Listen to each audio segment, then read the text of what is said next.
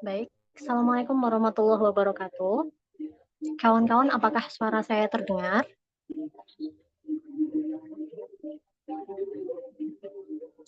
Terdengar, Mbak, terdengar.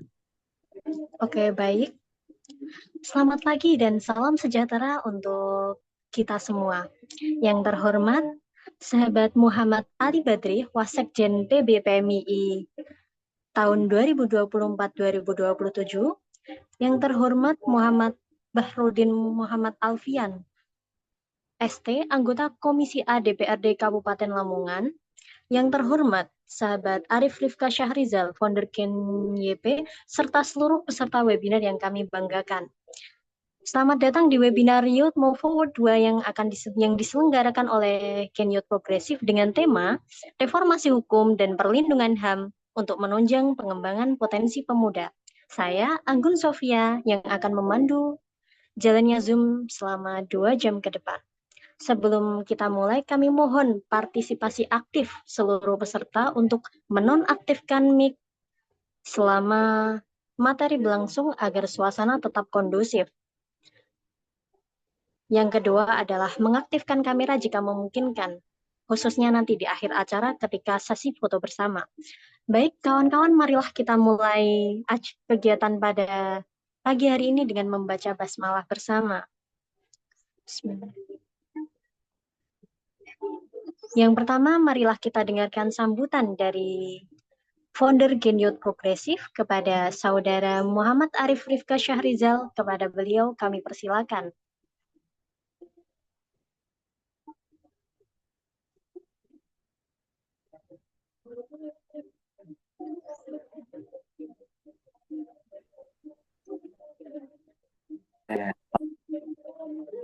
Wabarakatuh. Yang dihormati Mas Burudin selaku DPRD Kabupaten Lamongan dan teman-teman kita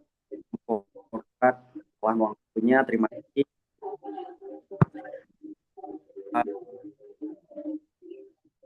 Jadi dari Gen YP ini mengadakan Youth Move 2 yang ini bertujuan untuk ini lebih dekat terhadap isu-isu strategis, lebih dekat terhadap isu sosial untuk nanti teman-teman bisa step up gitu, bisa improve, bisa meningkat kualitas, benar mampu mewujudkan cita-cita Indonesia. Jadi Gen YP ini untuk teman-teman yang baru mungkin, jadi Gen YP ini kita bentuk untuk si ataupun menunjang keberhasilan di Indonesia Emas 2045 seperti itu.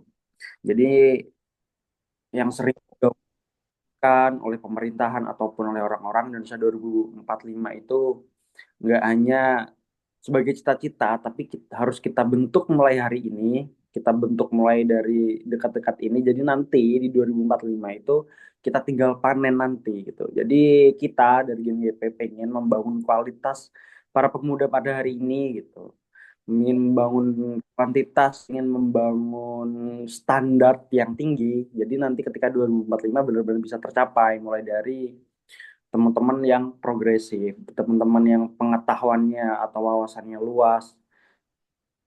Jadi Gen YP hadir untuk itu. Aku pengen teman-teman semuanya, peserta ataupun yang udah gabung di acara-acara sebelumnya untuk membawa semangat itu juga. Karena memang secara historis, Indonesia itu selalu digerakkan oleh pemuda. Mulai dari terbentuknya Budi Utomo, terus Sumpah Pemuda, terus momentum kemerdekaan yang pada saat itu Soekarno diculik oleh para pemuda juga, terus lengsernya Soekarno di Orde Lama di 1965 juga oleh teman-teman mahasiswa dan pemuda, yang tentu itu peran pemuda sangat sangat memberikan dampak lah gitu di situ. Jadi emang secara histori mau memulai suatu peradaban tentu itu dimulai dari pemuda gitu. Jadi kita harus mulai fokus pada pembangunan kualitas kita, terus pembangunan skill kita dan sebagainya gitu. Jadi seperti itu. Nah, harapannya di tema kali ini reformasi hukum dan juga supremasi sipil, karena kita negara hukum, tentu yang selama ini menjadi masalah adalah tentang penegakan hukum, kepastian hukum, terus peran-peran penegak hukum. Gitu. Ada nanti akan mungkin lebih jelas dijelaskan oleh Mas Mas Dewan gitu, Mas DPRD selaku perspektif pemerintah. Jadi aku harap teman-teman aktif ya, nanti bisa nanya-nanya ke Mas Burudin selaku lembaga legislatif dan juga bisa nanya langsung ke Mas Ali selaku aktivis yang juga di bidangnya di bidang hukum dan HAM. Bagaimana agar hukum dan HAM ini tidak menjadi hambatan untuk pengembangan potensi dan gerakan dari pemuda itu. Assalamualaikum warahmatullahi wabarakatuh. Saya serahkan kembali ke moderator.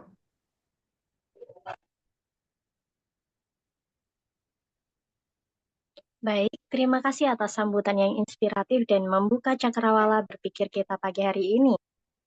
Selanjutnya, memasuki sesi materi pertama yang akan dibawakan oleh Bapak Bahrudin Muhalfian, ST, selaku anggota Komisi A DPRD Kabupaten Lamongan, dengan materi yang berjudul Negara Hukum yang Menjamin, Membangun Kepastian Hukum sebagai Landasan Optimalisasi Diri Generasi Muda.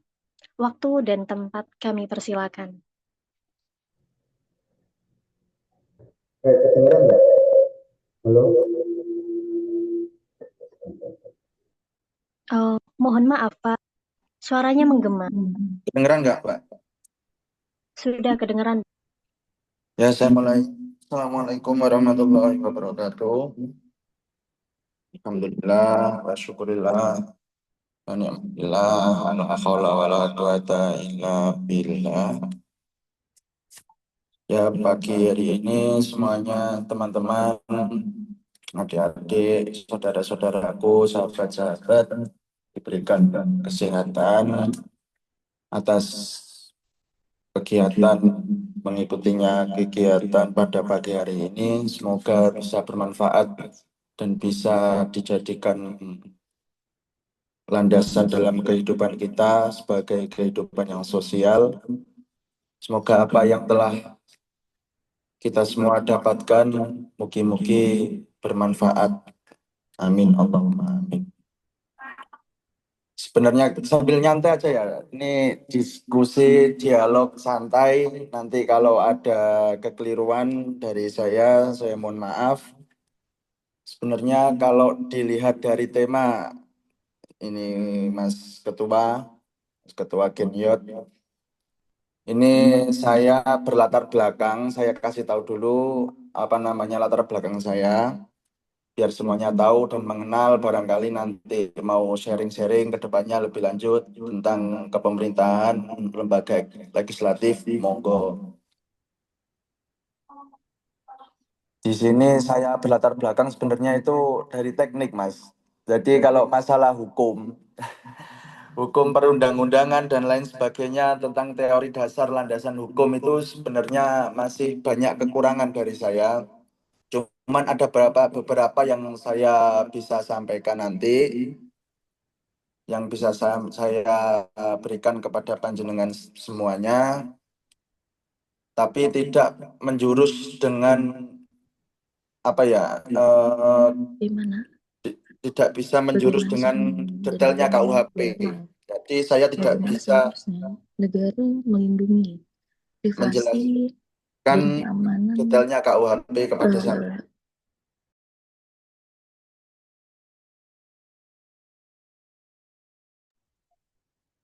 Halo?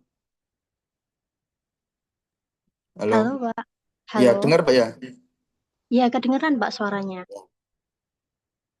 Jadi nanti saya itu nggak bisa menjelaskan tentang detailnya KUHP, Mbak. Jadi daripada nanti saya salah, nah itu nanti saya akan kurang enak. Jadi di sini saya ingin mengajak para pemuda semuanya, sebagaimana peran pemuda untuk Indonesia emas ke depannya, dan juga saya nanti akan menyampaikan beberapa ketentuan-ketentuan yang ada di DPRD, baik dari DPR RI, DPR provinsi sampai DPR daerah. Nah, semuanya di sini kan sebagai kemungkinan ada yang mahasiswa ataupun yang masih berpendidikan lain. Ayo kita semua peduli dengan negara kita, itu yang pertama. Kita semua mempunyai tujuan untuk meningkatkan dan untuk membangun Indonesia ini menuju Indonesia emas, dan bagaimana caranya Indonesia ini bisa dikatakan bisa mencapai titik di mana Indonesia itu emas. Gitu. Jadi tidak hanya peran dari seorang legislatif, eksekutif, ataupun lembaga kenegaraan yang lain, tapi peran pemuda ini sangat penting. Gitu. Saya masih muda dan juga saya ini masih di usia yang sangat-sangat muda, yaitu 25 tahun. Di sini saya sebagai legislatif Kabupaten Lamongan di Komisi A di bidang pemerintahan, hukum, dan perundang-undangan. Nah, ini sebenarnya konfliknya di sini. Dari orang teknik, Mas Arief, dari orang teknik ke Komisi A, ini belajarnya itu lebih ekstra. Gitu. Jadi kita harus siap, Mas. Sebenarnya kita nggak boleh menolak. Kita ditempatkan posisi dimanapun, kalau kita sudah menjadi pimpinan, kita menjadi seorang pemimpin, kita harus siap. Nah, itu kuncinya. Jangan bilang gini, Mas, pernah ada case atau problem di masyarakat, di tokoh masyarakat itu ada beberapa orang lembaga legislatif yang ditanya soal hukum ataupun soal yang lain, dijawab tidak bidang saya. Tuh, itu kan keliru. Gitu loh. Kita dipilih oleh rakyat, dipilih oleh masyarakat, sebagaimana peran dan fungsinya legislatif itu pengawasan, penganggaran, dan pembuatan perundang-undangan. Nah, itu kan salah. Jadi kita tidak usah melihat di mana kita bertempat, di komisi apa kita berada. Kalau bisa kita ini harus bisa melayani, harus bisa memberikan yang terbaik secara pelayanan kepada masyarakat. Baik itu bidang kesehatan, pendidikan, pertanian, ataupun bidang-bidang lain. Jadi gitu. Kalau saya gitu. Jadi nggak mau saya ini wes jadi DPR kok gak iso memberikan pelayanan. Nah, terus tugasku selama ini jadi opo lah gitu. Jadi jangan sampai kita ini sudah dipilih jadi pemimpin, dipilih jadi seorang dewan, duduk di kursi DPR, kita diam, kita membisu, kita tidak mau lagi berkomunikasi, berdialog dengan seluruh masyarakat, baik itu dari organisasi masyarakat, baik itu dari lembaga masyarakat, baik itu dari organisasi kemahasiswaan dan lain sebagainya. Jadi saya di sini seringkali mengajak audiensi para pemuda-pemuda yang ada di Kabupaten Lamongan terkhususnya. Jadi audiensi saya ini gini, mohon maaf, kan mahasiswa itu seringkali demo. Ya, demo tentang penuntutan undang-undang dan lain sebagainya. Saya kasih tahu gini, kalau demo minimal tuntutannya itu benar-benar sesuai dengan yang sampean demo, tidak usah melebar luas. Karena apa? Nanti sampean kalau kena pencemaran nama baik, undang-undang ITE dan lain sebagainya, itu nanti akan berdampak kepada universitas, organisasi kemahasiswaannya sampean. Saya bilang gitu. Gitu. Jadi sampean kalau menuntut dewan, menuntut DPR untuk apa ya, memberikan jawaban atas tuntutannya jenengan. Nah, itu fokus saja ke poin-poin yang tuntutannya itu disampaikan gitu. Itu yang pertama. Terus yang kedua, dari kemahasiswaan, dari mahasiswa itu saya senang sekali adanya demo. Saya dulu di Universitas Brawijaya jurusan teknik sipil itu juga ini suka demo, ikut demo gitu. Tapi saya itu dulu nggak tahu. Nah, jadi hanya Korlap yang tahu draft tuntutan apa yang disampaikan, kita sebagai anggota-anggota pendemo ini nggak tahu gitu loh. Hanya Korlap yang tahu. Kita ikut aja. Euforia, di situ ada euforia, ada apa-apa kita ikut. Kita ambil momen-momen yang bisa lah. Terus kita itu nggak tahu. Ketika kita ditanya apa yang saya demo, kita nggak tahu. Itu termasuk saya. Nah gitu. Nanti saya di sini mengevaluasi diri saya sendiri. Oh, bahwa demo itu penting. Mungkin saya dulu itu demo karena tidak kepercayaan saya atau masih tidak percaya terhadap hukum atau terhadap tindakan pemerintah yang tidak bisa dipercaya. Nah, ini saya lakukan. Jadi saya tidak hanya mengkritisi ataupun tidak hanya menjudge satu atau dua lembaga instansi. Jadi saya harus berperan. Nah, ini poinnya di sini. Untuk para pemuda, saya memohon di samping sampean itu kalian semua itu mengkritik, kalian semua itu ketidakpuasannya sampean itu sampean sampaikan itu wajar, tapi sampean harus memberikan saran atau solusi yang terbaik gitu. Kalau nggak bisa masuk di sistem itu, kalau tidak bisa merubah sistem, paling nggak sampean masuk ke sistem. Politik itu hanya dua, bisa merubah sistem atau mengikuti sistem, itu aja. Jadi kalau sampean mengikuti sistem, ya udah hierarkinya udah jelas. Mulai dari keputusan presiden, perpres, peraturan presiden, terus kepres, keputusan presiden, ada lagi keputusan DPR, terus peraturan-peraturan daerah. Nah itu kalau sekiranya kita mengikuti sistem, kita nggak akan bisa menyampaikan unek-unek, menyampaikan problem-problem yang ada di masyarakat. Jadi kalau kita nggak bisa merubah sistem, ya paling nggak kita jangan mengikuti sistem, gitu loh.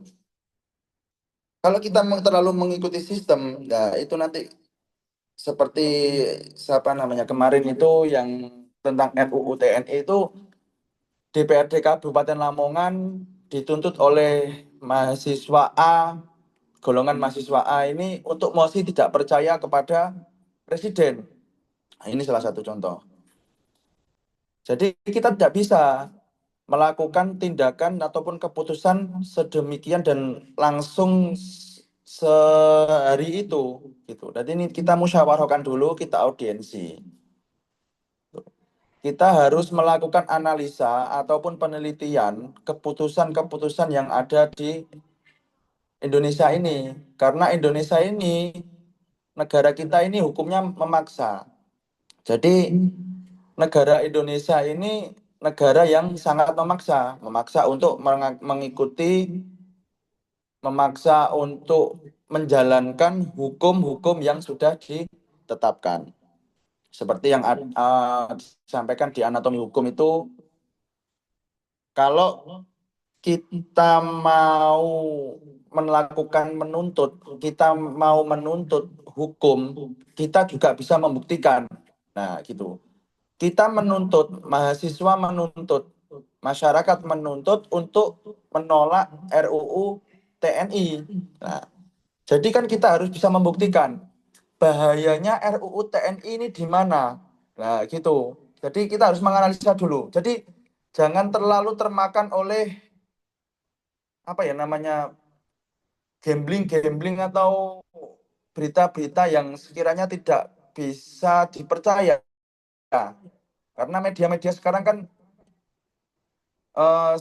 media sekarang itu kan siapa yang menentukan, siapa yang menjadi kepala, itu yang menang, gitu loh. Di sosial media, platform sosial media itu kan gitu sekarang. Terus video-video itu dipotong setengah-setengah, kita terus di-up, berita-berita yang kurang bisa difahami. Nah, jadi di sini kita harus menganalisa RUU TNI ini bahayanya di mana? Kalaupun RUU TNI ini satu contoh dui-fungsi, mulai dari ABRI ataupun dari TNI ke sipil. Nah, itu bahayanya di mana? Kita harus menganalisa. Nah, saya berharap sebagai generasi muda Genyot ini, Mas Arief dan Mbak Lelia semuanya, kita harus bisa membuat pemuda-pemuda ini berpikir. Itu, Mas. Jadi jangan selalu memakan berita-berita hoax, berita-berita yang kurang ada faktanya. Itu ada, Mas. Saya kemarin kunjungan di pemerintah Surabaya di ini Infokom. Jadi di pemerintah Surabaya ini sudah ada platform yang mengatasi berita hoax, Mas. Jadi gini, adapun berita misalnya Cak Armuji atau Pak Eri Cahyadi melakukan tindakan pidana pemukulan ini gitu. Itu udah rame di media. Ini misal di media, terus ternyata itu berita hoax. Jadi pemerintah Kota Surabaya ini langsung melakukan tindakan atau mengupload di medianya itu, di platform anti hoax itu. Jadi bahwa Pak Armuji ataupun Pak Eri Cahyadi itu tidak seperti ini. Nah, gitu. Jadi counternya itu cepat. Nah, gitu. Jadi ada counter yang yang tidak sampai keluar ke media-media yang lain, itu sudah di counter sama platform-platform itu. Jadi saya memohon kepada kita semua generasi Yot ini, Gen Yot, kalau kita menyikapi sebuah berita itu, berita apapun itu, kita harus melakukan analisa dan penelitian. Itu yang penting. Karena tujuan kita untuk Indonesia emas, jadi jangan sampai SDM kita ini Hilang, banyak. Pak. Ya, Mbak. Mohon maaf, suaranya sempat hilang, Mbak. Oh iya ya, Mbak. Bentar, Mbak. Udah. Oke. Oke. Nah, kita ini sebagai generasi muda, ya, untuk perubahan yang Indonesia, jangan sampai kita ini SDM-nya SDM yang ketikan. Katakanlah gini, kan banyak ya biasanya di media sosial itu Prabowo makan bergizi gratis kemarin. Terus ada beberapa vendor, mohon maaf, vendor yang tidak terbayar. Itu langsung dihujat loh, ketik. Nah, kita tidak boleh seperti itu. Kita sebagai generasi muda, kita jangan seperti itu. Kita analisa dulu, kita teliti dulu. Lalu setelah kita teliti, kita analisa, baru kita melakukan tindakan. Karena semua itu ada payung hukumnya, Mbak. Nah, semuanya itu ada payung hukumnya. Ada teori pembuktian hukum yang saya sampaikan. Ada teori positif menurut Undang-Undang Perdata. Jadi siapa yang mendalilkan, siapa yang menyampaikan, itu wajib membuktikan. Nah, ini barangkali ada anak hukum di sini mungkin bisa menambahi, ya itu yang saya sampaikan. Terus yang kedua ada teori pembuktian negatif menurut undang-undang, yaitu pembuktian dibebankan oleh siapa yang menuntut. Jika tidak terbukti, jika tidak bisa membuktikan, maka yang dituntut itu wajib dibebaskan. Itu yang kedua. Terus yang ketiga, teori keyakinan atas dasar rasionalitas yang ada. Nah, itu. Nah, itu mungkin anak hukum bisa menjelaskan lebih detail, mungkin bisa membantu saya. Yang itu yang saya sampaikan. Jadi kita harus mempelajari teori hukum. Jadi kita tidak boleh gerusa-gerusu atau tergesa-gesa langsung menjudge, menganalisa, sehingga SDM pemuda ini, generasi pemuda ini dicap SDM-nya kayak gini. Nah, yang terjadi di Kabupaten Lamongan ini, ya mohon maaf, saya contohkan di Kabupaten Lamongan aja ya, Mas Ketua, Mas Arief. Berita yang sangat-sangat center pada saat ini di Kabupaten Lamongan adalah perkara infrastruktur. Itu yang pertama, infrastruktur. Kedua, tentang pendidikan. Nah, itu isu yang sangat-sangat hot news. Terus yang ketiga tentang pertanian. Jadi di Kabupaten Lamongan ini seakan-akan di media sosial yang saya dapatkan, karena saya Komisi A juga berafiliasi dengan Infocom. Jadi pemuda-pemuda di Lamongan ini menghujat tanpa ada dasaran. Itu kalau dilaporkan itu bisa karena Undang-Undang ITE. Itu. Terus ada juga yang pemuda itu melakukan tindakan pemasangan apa namanya kayak banner gitu, banner ini jalan ini jelek. Itu dilaporkan itu juga bisa.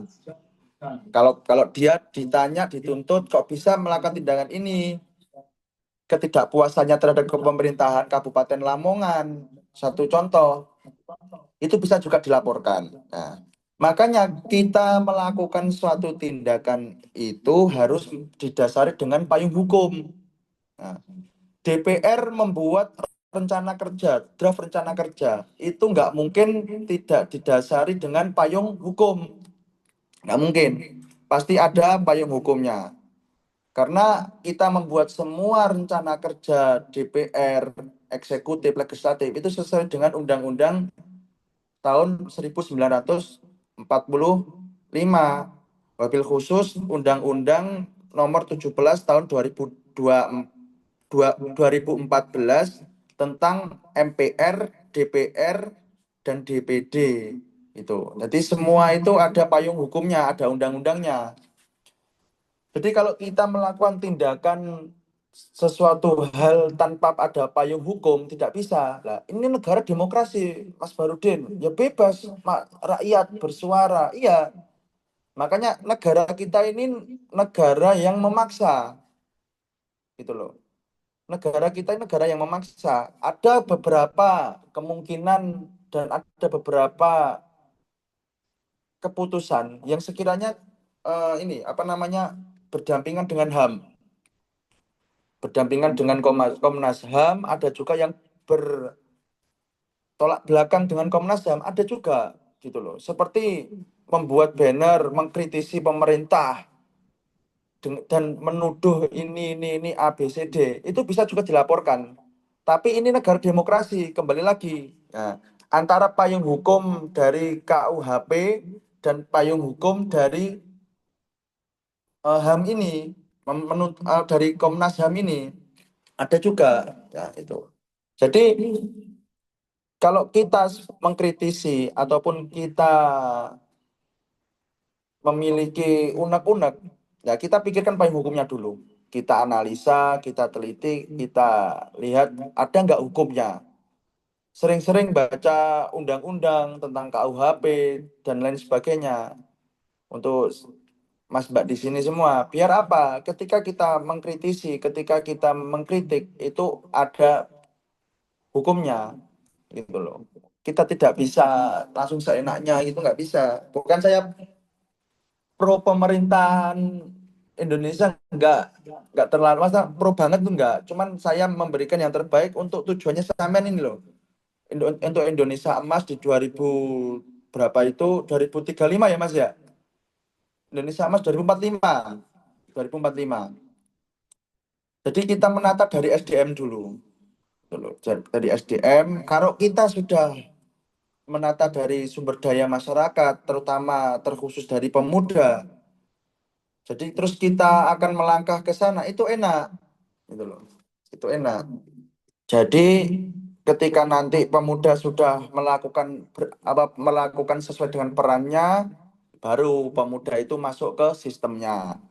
Itu entah nanti semuanya ini jadi legislatif ataupun jadi presiden kan kita nggak tahu. Biar sampean itu paham, oh segini toh politik itu. Oh anggaran yang ada di kepemerintahan itu segini. Ini dialokasikan kemana aja. Biar sampean tahu, kalau sampean masuk ke sistem, sampean tahu. Tapi kalau saya menyampaikan di sini tentang anggaran, nah itu negara akan marah. Itu. Jadi saya nggak menyampaikan terkait anggaran, cuman kalau bisa saya mengajak nanti ada input to impact, kita bisa kajian APBD. Nah, gimana Mas Arif? Kita melakukan kajian APBD di Kabupaten Lamongan aja lah. Tapi jangan di live gini. Kita melakukan kajian APBD. Kita nanti akan tahu. Tuh. Ya, saya mengajak Genyot untuk Masuk. Jangan masuk. kajian APBD biar tahu, oh sistem legislatif itu seperti ini. Nanti kalau live gini kan negara akan marah, gitu loh. Jadi ketika ada membuat sebuah perencanaan pembangunan, nah ini untuk Genet ya, untuk anak semuanya bidang apapun, untuk merencanakan sebuah pembangunan daerah, itu ada musyawarahnya dulu. Ya, kalau di desanya sampean, Pak Kadesnya ini nggak ngajak sampean musyawarah rencana pembangunan desa atau musrenbang des, sampean harus mengkritik, itu wajib karena sampean sebagai masyarakat sosial. Nah, itu ada musrenbang des. Ini tak berikan hierarkinya ya. Di musrenbang des sampean hadir, sampean akan tahu, oh desaku ini, tingkat desa ini akan melakukan pembangunan ini di tahun 2026. Tuh, itu yang pertama. Kalau kita menuju ke Indonesia Emas loh ya, kalau perannya sampean ini pemuda di tingkat desa. Kedua di tingkat kecamatan. Namanya Musrenbang Cam. Musyawarah Rencana Pembangunan di tingkat kecamatan. Nah, ini inputnya dari desa-desa. Tuh. Itu sudah diatur di Undang-Undang nomor 17 tahun 2014. Melakukan rencana kerja eksekutif dan legislatif. Nah, terus yang ketiga ada musrenbang kap. Nah, ini biasanya semuanya itu hanya dapat undangan di musrenbang kap. Tapi sampean nggak tahu di musrenbang des, musrenbang cam itu nggak tahu apa problemnya. Ya. Kita sebagai DPR setelah musrenbang des, musrenbang kap baru dilihat oleh DPR. Namanya RKA, Rencana Kerja Anggaran. Oh, kecamatan ini butuh anggaran segini lah, gitu. Nanti kita lakukan kajian APBD aja, ataupun kajian RPJMD, pertanggungjawaban pembangunan Kabupaten Lamongan. Saya bisa juga bedah di Kabupaten Bojonegoro juga bisa, di Kabupaten Gresik juga bisa, Mojokerto bisa, bahkan se-Indonesia saya bisa. Gitu loh. Tapi tidak untuk sekarang. Nanti ada waktunya ya Mas Arif ya. Saman kasih kita panggung, kasih kita tempat, kita nanti akan diskusi untuk kajian APBD. Nah itu keinginan saya untuk sampean semua peduli. Tidak hanya di kemahasiswaan, tapi di tingkat desa, di tingkat kecamatan ataupun kabupaten. Itu sampean harus tahu. Kenapa desaku iki kok dalane sih elek? Kenapa desaku iki kok apa namanya di kecamatan saya ini kurang maju. Mobil khusus di kecamatannya Mbak Lilia lah misalnya di Modo, gak duwe alun-alun, gak duwe pasar elek lah. Itu sampean harus tahu. Apakah dulu pernah melakukan pengajuan ataupun tidak? Lah itu. Ini terlepas dari tema sebentar ya. Temanya kan terlalu ke hukum-hukum banget gitu. Nah, ini saya jelaskan fungsi tugas dan fungsinya DPR biar paham. Jadi kita ini menjalankan rencana kerja itu sesuai dengan undang-undang. Tidak ada legislatif yang menjalankan apa namanya kegiatannya itu tidak memenuhi undang-undang karena kita dituntut, kita dipaksa untuk mengikuti dengan undang-undang. Itu. Selebihnya kalau kita tidak mengikuti undang-undang lah itu pasti ada permainan. Gitu loh. Ya kita nggak tahu di belakangnya seperti apa. Tapi saya berharap untuk para pemuda di sini, teman-teman sekalian, jangan pernah gini ya, apa namanya, jangan pernah menilai bahwa lembaga legislatif ini bobrok, jelek, tidak mau dikritik, tidak. Mungkin oknum-oknum aja. Jangan larikan ke lembaganya, gitu loh. Jangan larikan ke lembaganya. Mungkin beberapa oknum yang tidak mau diajak diskusi lah, tidak mau menerangkan mungkin itu. Terus para pemuda ini mau bergerak, mau berperan untuk pembangunan ataupun untuk kesejahteraan masyarakat. Nah, itu nanti ada input to impact-nya setelah kegiatan ini, sampai datang ke desa menanyakan APBDes atau menanyakan kinerja-kinerja yang ada di desanya sampean semua. Kita mulai dari dasar dulu. Ya, kita mulai dari dasar. Mungkin kalau kita di kemahasiswaan itu hanya dituntut untuk belajar, untuk mengkaji kegiatan-kegiatan kemahasiswaan, itu sebenarnya nggak apa-apa. Cuman saya jangan terlalu fokus ke sana. Kalau mau berbuat sebuah tindakan, kalau mau berbuat sebuah perubahan, Saman harus masuk ke sistem yang Saman mau berubah. Itu pesan saya. Saya dulu benci dengan DPR, Mas Mbak sekalian. Benci sekali. Saya demo tuntutan kepada ketua DPR tidak keluar. Saya apa namanya, sakit hati. Saya mau melakukan perubahan. Saya harus bisa masuk ke sistemnya. Itu. Bagaimana caranya? Nah, ini buat motivasi aja ya. Kita harus mengukur nilai jual diri kita. Itu sudah pernah saya sampaikan ke Mas Arief. Kalau kita mau melakukan sebuah perubahan, kita harus mengukur seberapa persen nilai jual diri saya, ketokohan saya, seberapa besar saya ini sudah pantas mengkritik, sudah mempunyai dasaran sebanyak apa saya mengkritik. Nah, itu harus bisa, gitu loh. Kita harus punya dalam dirinya sampean, baru kita masuk ke sistemnya. Oh, saya sudah dikenal masyarakat 80% ini di desa ini, desa ini. Masuk kalau mau masuk ke legislatif.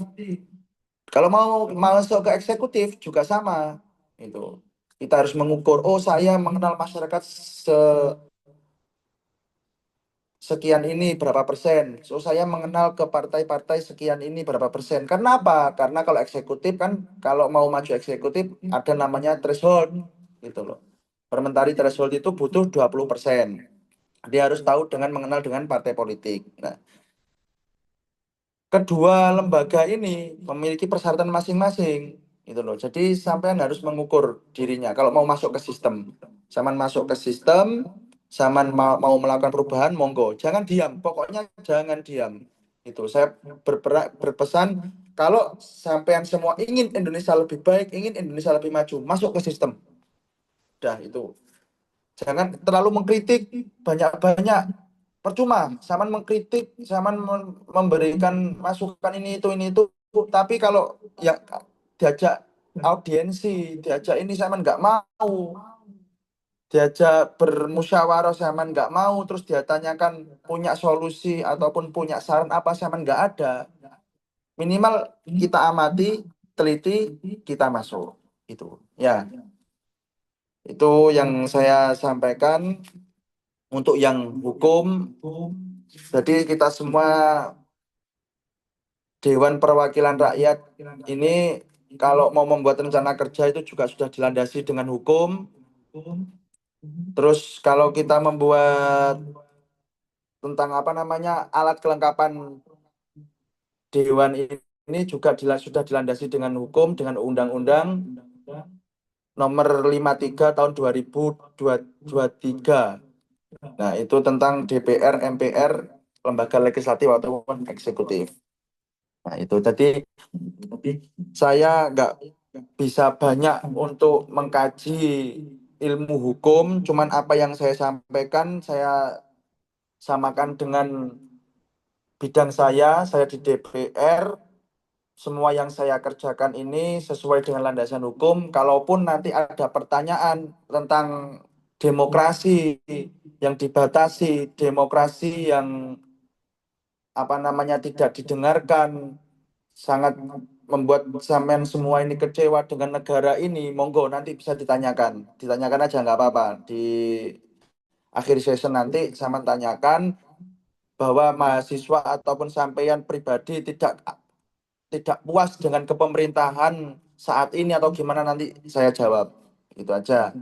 Itu aja yang saya sampaikan. Kalau ada apa-apa bisa japri dengan saya tentang kependidikan ataupun hukum atau pendidikan ataupun yang lain, mungkin di kampus tentang beasiswa atau apa, nanti bisa chat saya, ataupun tentang kesehatan, terutama kesehatan yang mungkin mau diskusi dengan kesehatan, mungkin dari BPJS sekarang yang tidak bisa seperti dulu, yang bisa digunakan di rumah sakit atau instansi manapun. Terus BPJS sekarang ada pembatasan, ada pembatasan 134 diagnosa atau penyakit yang bisa digunakan menggunakan BPJS Mandiri ataupun BPJS pemerintah, itu bisa. Nah, nanti saya tanya aja, nggak apa-apa. Apapun yang menjadi unek-uneknya sampean, bisa nanti saya bawa ke DPRD, saya sampaikan ke provinsi, baru nanti sampaikan ke pusat. Gitu aja. Nanti kajian-kajian evaluasi nanti saya berikan kepada sampean semua. Ya, gitu aja yang saya sampaikan. Mohon maaf apabila kata-kata saya kurang berkenan di hati sampean semua.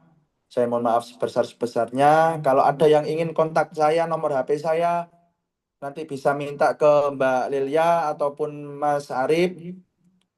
Nanti bisa japri aja ke saya. Mungkin ada kebutuhan apa yang ingin disampaikan, monggo. Itu aja yang saya sampaikan. Saya akhiri. Assalamualaikum warahmatullahi wabarakatuh.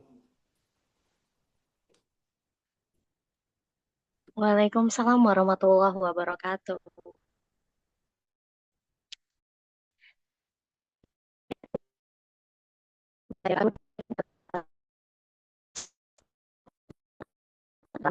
Kita lanjutkan ke materi kedua yang akan disampaikan oleh sahabat Muhammad Ali Badri, Wasekjen PB PMI 2024-2027 dengan judul HAM sebagai prasyarat mental dan sosial menuju generasi emas, gerakan pemuda dalam mendorong negara yang melindungi.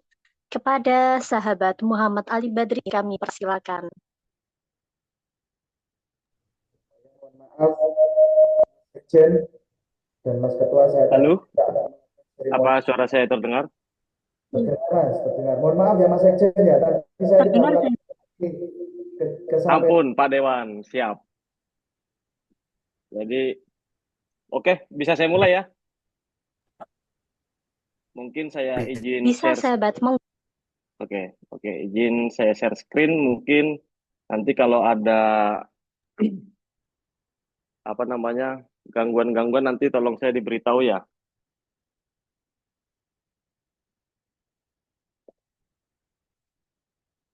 Bismillahirrahmanirrahim. Rabbi sholli sadri fayassir li amri wahlul 'uqdatam min lisani yafqahu qawli. Jadi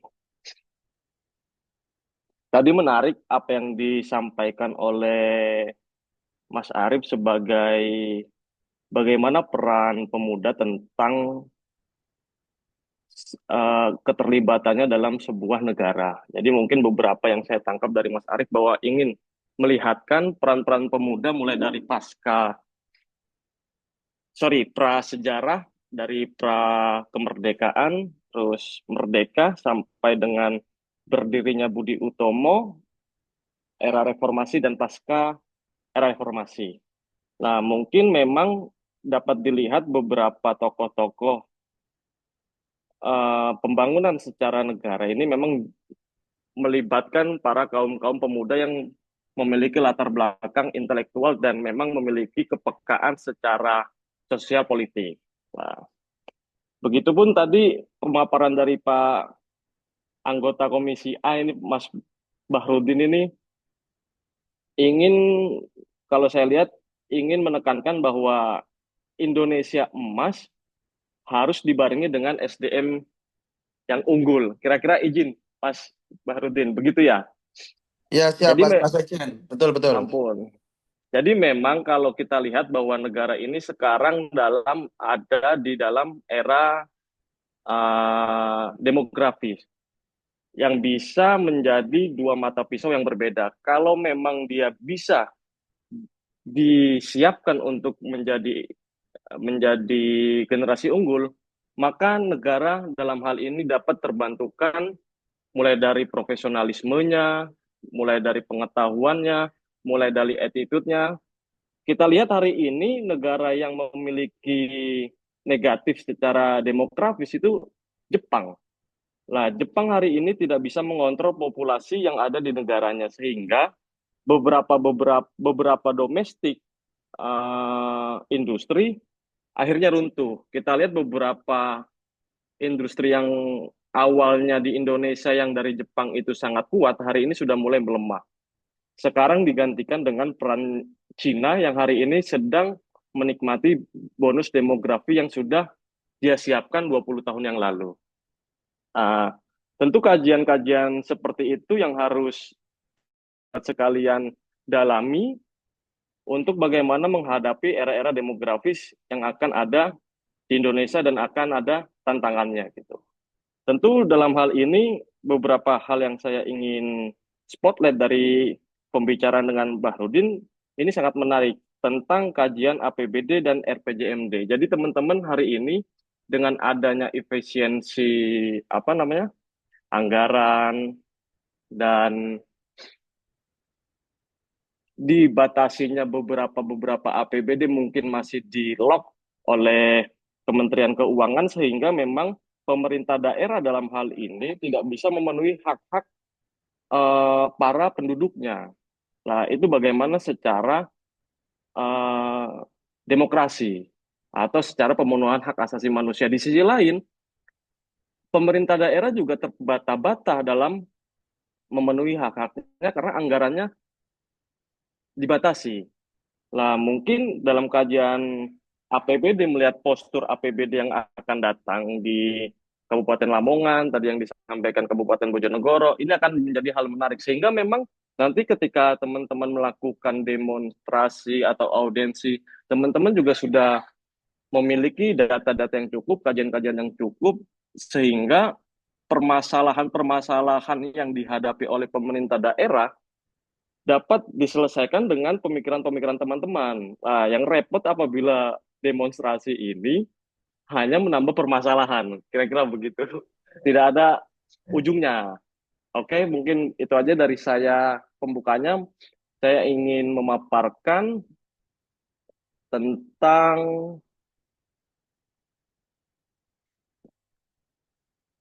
saya atur dulu. HAM sebagai prasyarat mental sosial menuju generasi emas. Peran gerakan pemuda dalam mendorong negara yang melindungi. Nah, jadi izin istilah hak asasi manusia itu dikenal dalam bahasa Inggris sebagai human rights. Dalam bahasa Indonesia diterjemahkan dengan hak-hak kemanusiaan atau hak asasi manusia. Nah, apa yang dimaksud dengan hak asasi manusia tersebut? Hak asasi manusia adalah hak-hak yang dimiliki oleh setiap manusia yang harus dinikmati semata-mata karena ia adalah manusia. Jadi, hak asasi manusia ini berbeda dengan hak asasi manusia ini memiliki kekhususan dengan hak lainnya. Hak negara, hak penduduk, hak asasi manusia ini semata-mata diberikan oleh negara karena dia manusia. Artinya apa? Tidak ada kewenangan suatu negara atau pemerintahan dalam hal ini yang bisa mencabut hak-hak asasi manusia selama dia hidup. Jadi hak asasi manusia itu muncul atau ada melekat kepada manusia itu ketika dia lahir sampai ilah yaumul kiamah, kira-kira begitu, sampai di dalam kubur. Nah, pada konferensi dunia tentang hak asasi manusia di Wina tahun 1993 ditegaskan bahwa hak asasi manusia adalah hak yang dibawa manusia sejak lahir dan bahwa perlindungan atas hak itu merupakan tanggung jawab pemerintah.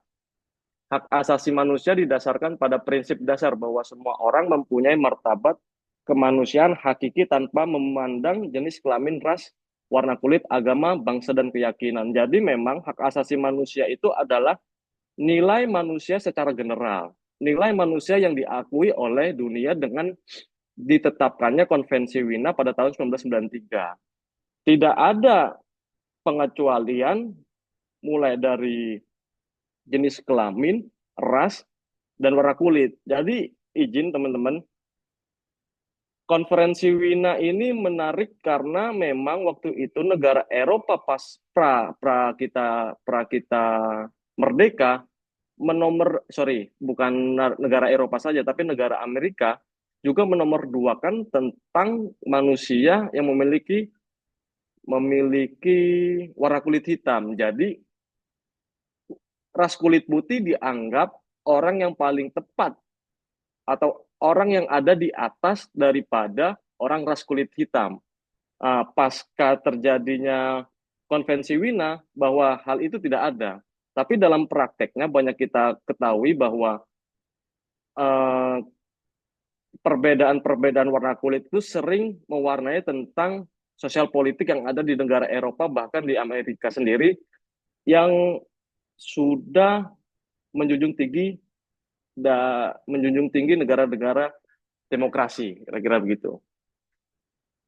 Oke, Konferensi Wina dikonversi jadi undang-undang atau dijadikan undang-undang oleh negara Republik Indonesia pada tahun 99, yang di situ di dalamnya ada tentang hak asasi manusia.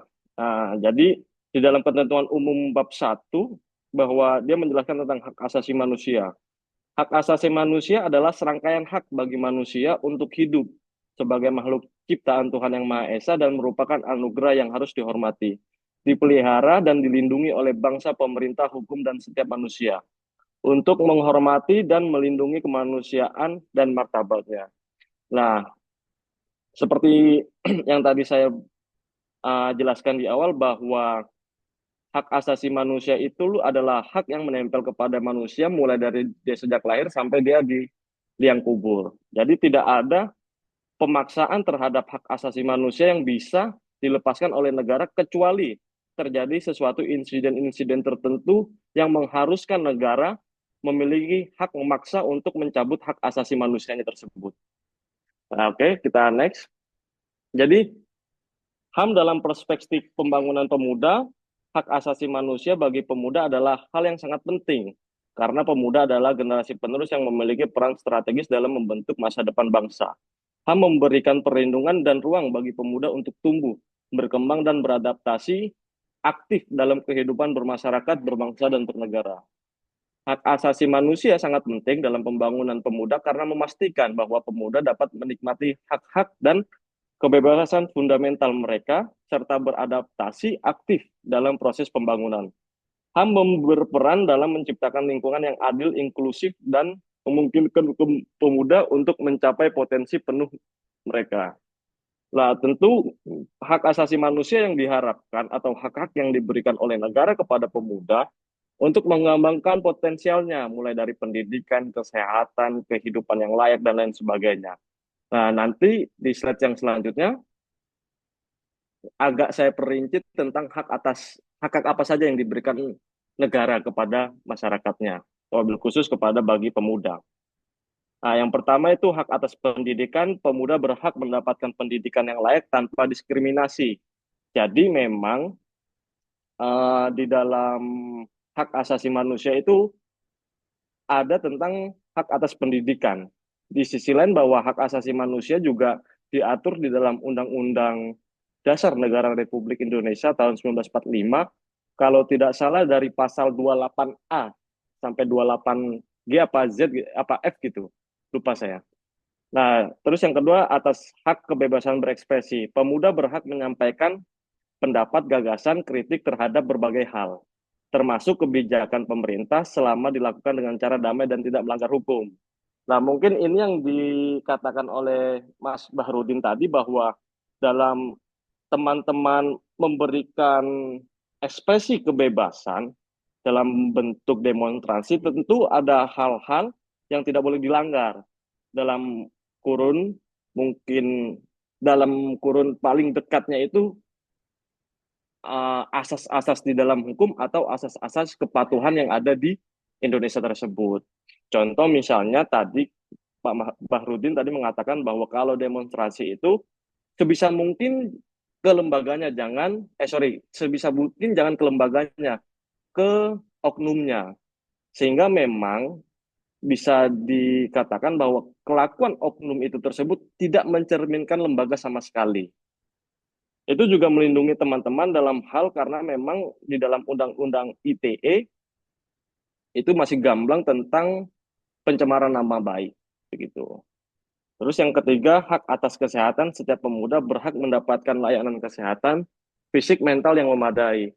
Kesehatan yang baik dalam fondasi untuk tumbuhan berkembang secara optimal. Jadi memang kalau secara pemuda itu mungkin menurut saya adalah kurun waktu produktif. Umur yang produktif. Jadi dulu saya waktu itu kerja di Kementerian Tenaga Kerja, ini sudah saya usulkan waktu itu. Jadi saya di ketenaga kerjaan itu sempat menjadi tenaga ahli Pusbangja, Pusat Pengembangan Kebijakan.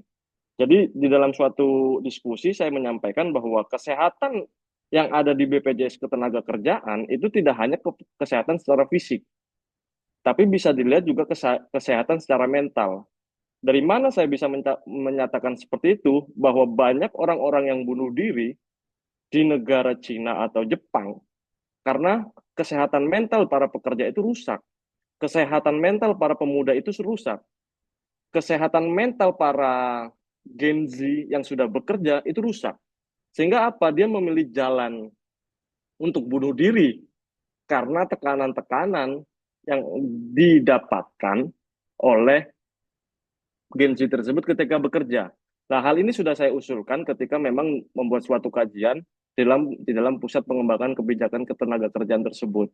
Jadi hak atas kesehatan mental juga hari ini menjadi ranah yang cukup menarik apabila pemerintah bisa menyediakan layanan kesehatan mental di dalam BPJS Ketenagakerjaan. Nah, beberapa orang yang sudah saya temui tentang kesehatan BPJS Ketenagakerjaan, ada beberapa Pemda yang mungkin sudah menyiapkan bahwa BPJS Ketenagakerjaan atau BPJS Kesehatan itu bisa digunakan dalam hal konsultasi kepada psikiater atau psikolog.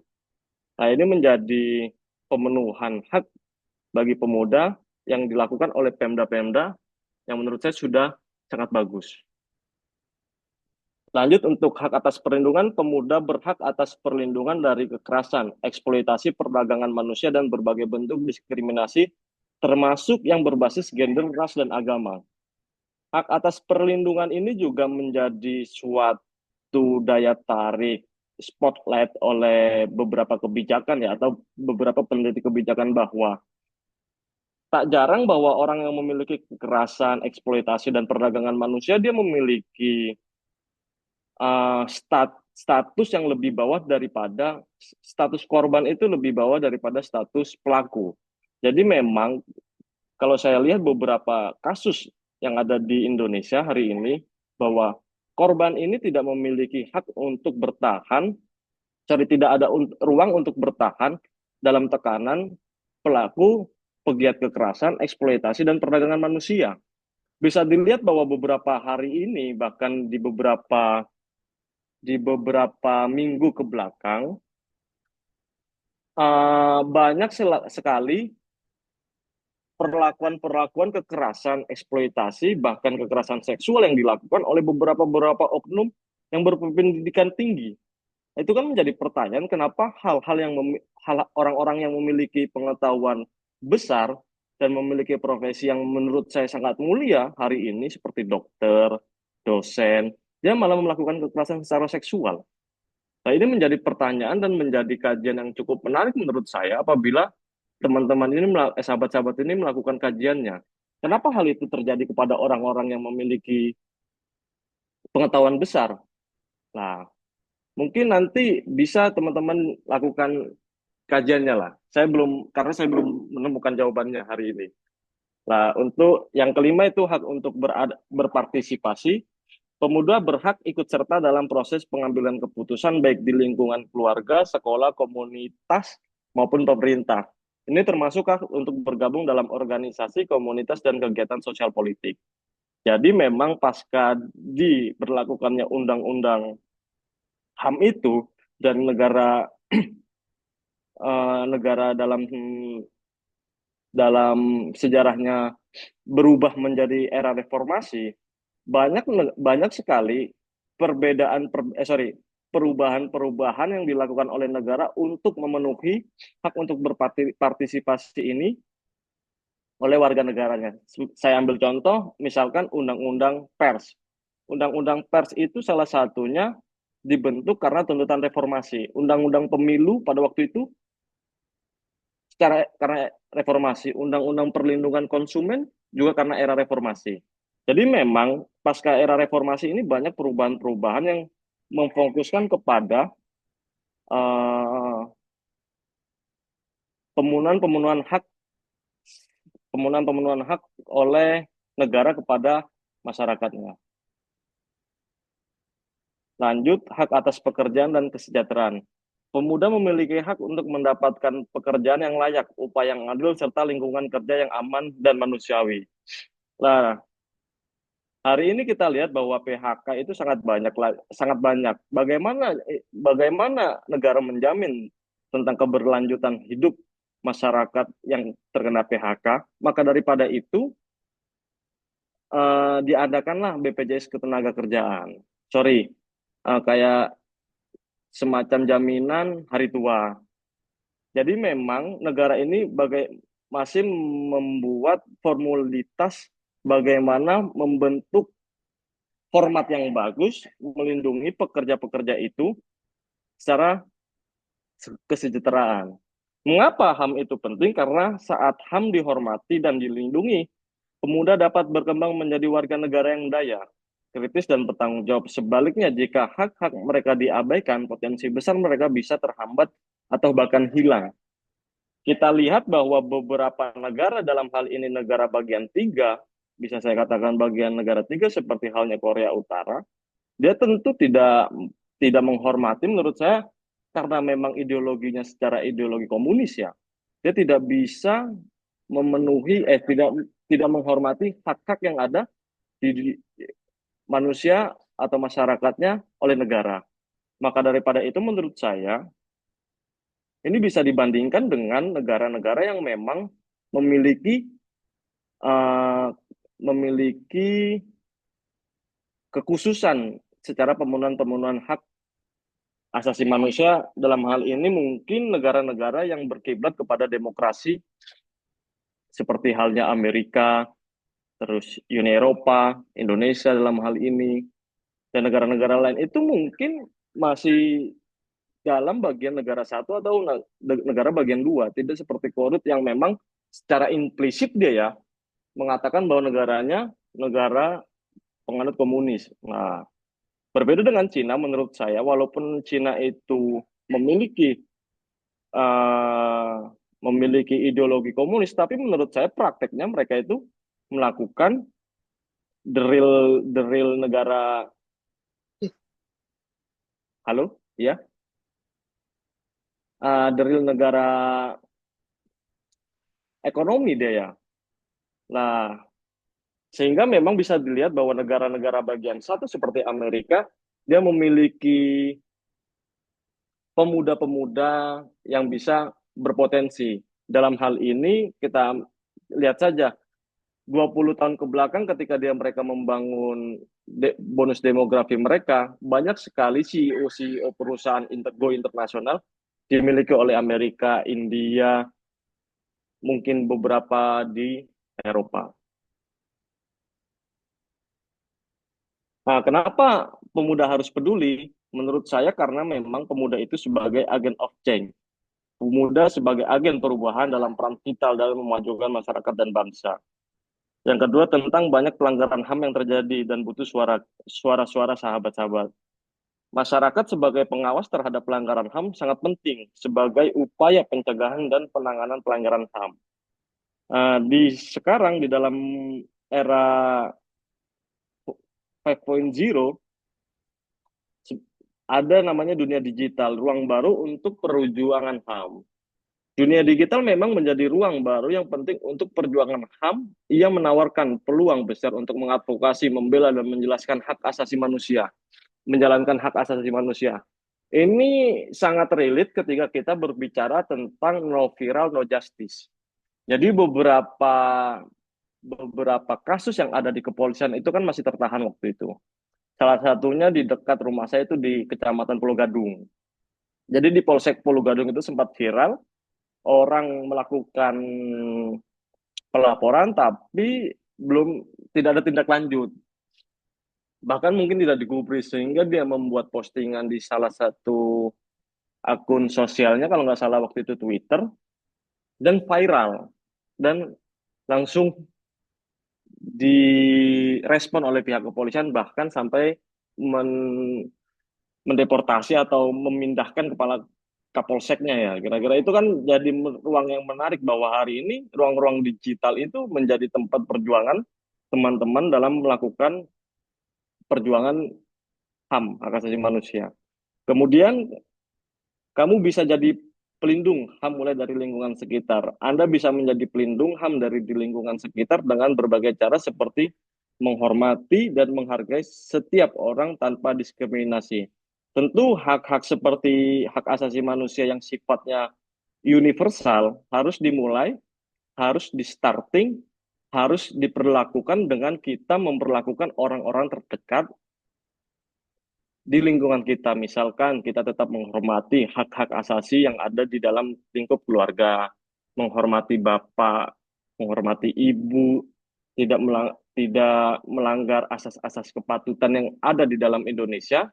Menurut saya hal demikian perlu dilakukan mulai dari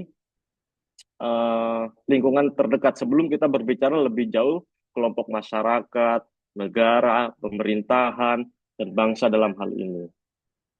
Nah, mungkin ini sebuah kerangka advokasi menurut saya. Jadi ketika saya melakukan penelitian skripsi di Pengadilan Negeri Kota Malang, waktu itu saya mengadvokasi salah satu orang yang terdampak jalan tol. Jadi jalan tol itu disebut sebagai proyek strategis nasional sehingga negara memiliki hak secara paksa ya untuk memindahkan seseorang, sehingga hak asasi manusia untuk hidup layak itu bukan terlanggar tapi agak terganggu secara eksplisit, dikatakan begitu ya. Nah, jadi yang pertama itu ketika saya pengadilan saya melihat bahwa ada 4 fase. Yang pertama fase penilaian kebutuhan. Jadi apa yang kita ingin lakukan dan sarana-sarana apa saja yang bisa kita tempuh. Misalkan saya tadi ambil contoh tentang orang yang terdampak pembangunan jalan tol. Hal ini dapat dilakukan sarana-sarananya di dalam hukum positif Indonesia.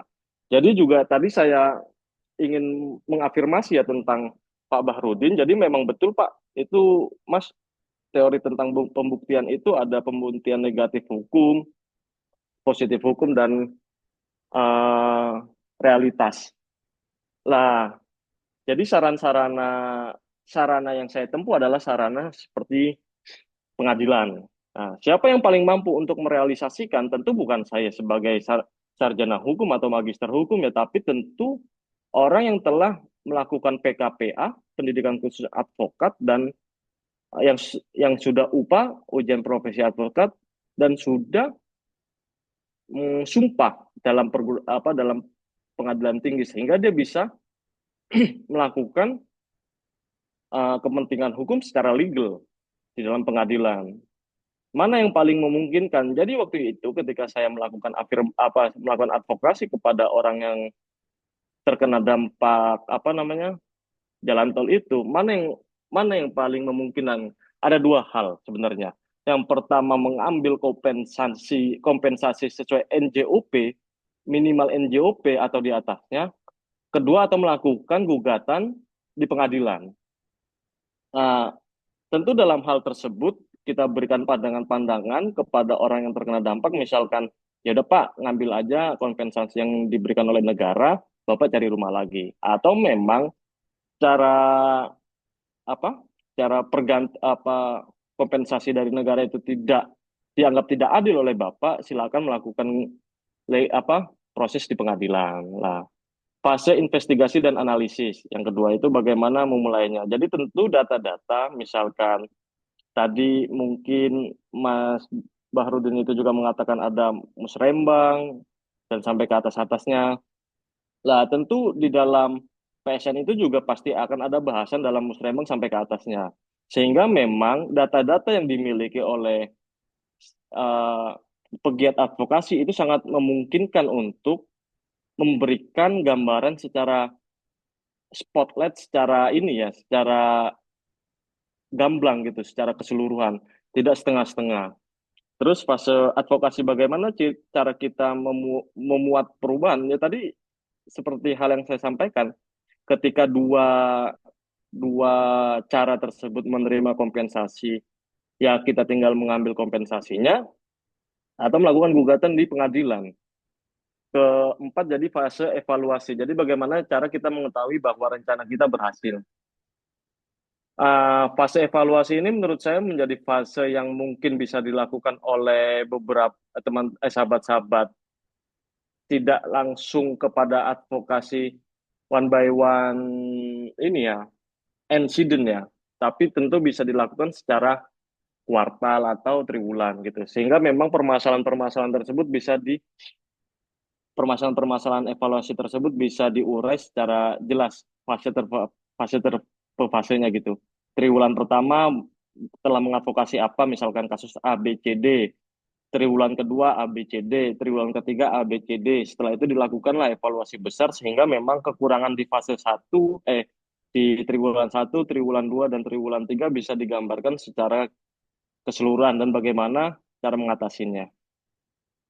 Mungkin itu saja yang bisa saya sampaikan. Saya harap di diskusi yang menarik ini, diskusi yang bagus ini, tentang bagaimana HAM itu dipenuhi oleh negara kepada pemuda-pemudanya, saya berharap ada dialog-dialog interaktif dari sahabat-sahabat sekalian, bagaimana cara kita ke depan menjunjung Indonesia emas ya, sehingga memang dalam bonus demografi tersebut kita tidak hanya menjadi penonton tapi juga sebagai pemain utama lah dalam bonus demografi yang nanti puncaknya pada 2045 menjadi Indonesia emas. Oke, gitu aja yang bisa saya sampaikan. Akhirul kalam, wallahul muwaffiq ila aqwamit thoriq. Assalamualaikum warahmatullahi wabarakatuh. Waalaikumsalam warahmatullahi wabarakatuh. Terima kasih kepada sahabat Ali Badrih atas paparannya yang menekankan pentingnya keterlibatan pemuda terhadap advokasi terkait HAM dan di kepemerintahan. Baik kawan-kawan, saat ini kita masuk ke sesi tanya jawab. Bagi peserta yang ingin bertanya, dipersilakan untuk raise hand. Monggo.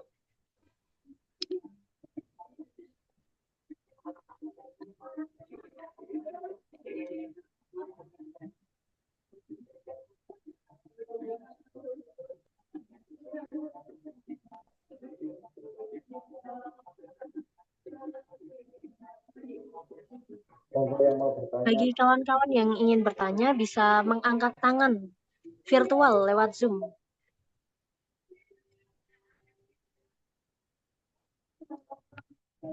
Untuk sahabat Fikri, boleh open mic, Mas?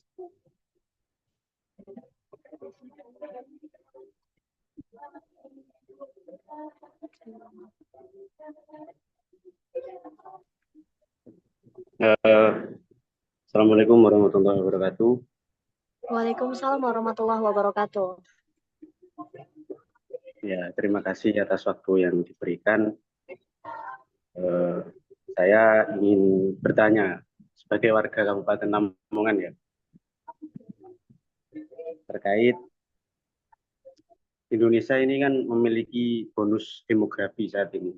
Artinya proporsi usia kerja yang ada di Indonesia itu lebih banyak daripada proporsi usia yang bukan kerja. Usia produktif di pemuda usia 16 sampai 30 tahun ini sangat melimpah di Indonesia. Kan tapi penyerapan tenaga yang ada atau lapangan pekerjaan yang ada untuk kalangan pemuda ini sangat sangat minim. Kalau kita lihat data di BPS itu 5,4%, 5,46% tingkat pengangguran terbuka di Kabupaten Lamongan. Dari total jumlah penduduknya itu ada 1.373.390 penduduk. Kalau jika di total itu jumlahnya terdapat 74.967 penduduk yang masih menganggur di Kabupaten Lamongan itu sendiri. Nah, saya ingin bertanya kepada Mas Dewan sebagai legislatif ya, membuat kebijakan yang nantinya akan diimplementasikan kepada penduduk yang ada di Kabupaten Lamongan. Langkah-langkah apa yang dilakukan oleh pemerintah Kabupaten Lamongan untuk mengatasi angka pengangguran ini? Seperti itu. Terima Baik, kasih. Mas, Atas waktu. terima kasih atas pertanyaan. Sebentar ya, Mas. Ini saya buka kemarin untuk survei perekonomian yang ada di Kabupaten Lamongan. Bentar, Mas. Izin 1 menit.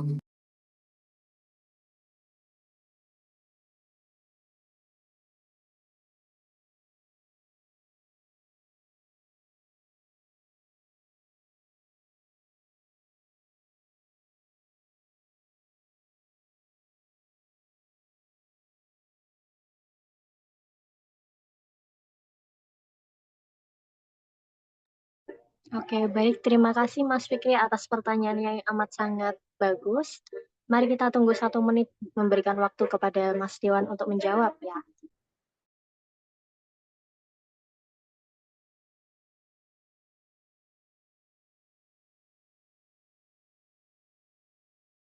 Dan untuk teman-teman yang lain, silakan siapkan pertanyaan-pertanyaan yang bagus lainnya untuk ditanyakan di sesi ini. Mumpung pada siang hari ini kita kedatangan pemateri dari Dewan Perwakilan Rakyat dan juga dari aktivis. Terima kasih. Ya, untuk Mas sahabat Fikri ya. Terima kasih atas pertanyaannya. Jadi saya jelaskan awal dulu, Mas, sebelum menjawab pertanyaannya sampean, saya jabarkan dulu langkah strategis pemerintah Kabupaten Lamongan tentang pembangunan dan juga peningkatan pendapatan asli daerah atau PAD. Ini juga nanti bisa menjawab pertanyaannya sampean. Jadi langkah kita sebagai dewan dan juga pemuda, kita dituntut untuk membantu peningkatan PAD yang ada di daerahnya masing-masing, tidak hanya di Kabupaten Lamongan. Nah, caranya kita sebagai DPRD dan juga saya sebagai Wakil Ketua HIPMI, Himpunan Pengusaha Muda Lamongan, jadi kita dituntut untuk menggait ataupun mencari investor-investor yang ada di luar Kabupaten Lamongan. Itu terutama. Itu yang pertama, kita mencari investor dan Kabupaten Lamongan sudah menyiapkan tanah strategis untuk pembangunan perusahaan ataupun pembangunan untuk sebuah homemade ataupun produk-produk yang bisa menguntungkan atau bisa meningkatkan PAD Kabupaten Lamongan. Jadi tuntutan itu diberikan oleh pemerintah eksekutif kepada kita semua ataupun sebagai di organisasi HIPMI, kita mencarikan investor-investor untuk bisa membuka lapangan pekerjaan di Kabupaten Lamongan. Itu yang pertama. Dan juga pada tahun 2026 ini, Indonesia akan dilakukan sensus perekonomian yang bisa meningkatkan kemiskinan dari angka, benar Mas, terakhir 2024 itu sebesar indeksnya 4,34, kalau bisa indeksnya turun lagi ke 3, 2 sampai 3 indeks kemiskinan. Jadi di sini Kabupaten Lamongan sudah berupaya menggait para investor untuk membuka lapangan pekerjaan di berbagai sektor utara, selatan, timur, tengah, yang disiapkan juga lahan untuk dibangun sebuah perusahaan. Nah, itu mungkin kalau kemarin setelah Musrenbang Cup itu diproyeksikan 2027 sudah ada 10 sampai 15 perusahaan yang masuk di Kabupaten Lamongan, terutama di wilayah yang kritis dengan pengangguran. Itu Mas. Jadi 2027. Kemarin juga ada beberapa, saya sudah menangani pengangguran-pengangguran yang ada di wilayah selatan. Karena saya berasal dari wilayah selatan, saya kemarin meminta perusahaan-perusahaan yang ada di Kabupaten Lamongan di wilayah selatan, terutama pabrik tebu, triplek, kayu, dan lain sebagainya, saya meminta kuota untuk bisa memasukkan orang ke perusahaan tersebut. Bahkan saya sudah berkomunikasi dengan HRD di masing-masing perusahaan tersebut. Itu Mas. Jadi saya melakukan tindakan langkah itu agar mengurangi pengangguran di wilayah Lamongan Selatan, wabil khusus. Dan untuk di Lamongan yang utara, timur, tengah, itu sudah saya komunikasikan ke teman-teman DPRD yang lain. Jadi kita tidak hanya diam, tidak mengambil langkah, tidak Mas. Saya sendiri sudah melakukan upaya itu. Ada beberapa kemarin yang sudah saya masukkan ke pabrik Intercraft ataupun Intertrend Plywood di Kalen Kedumpring.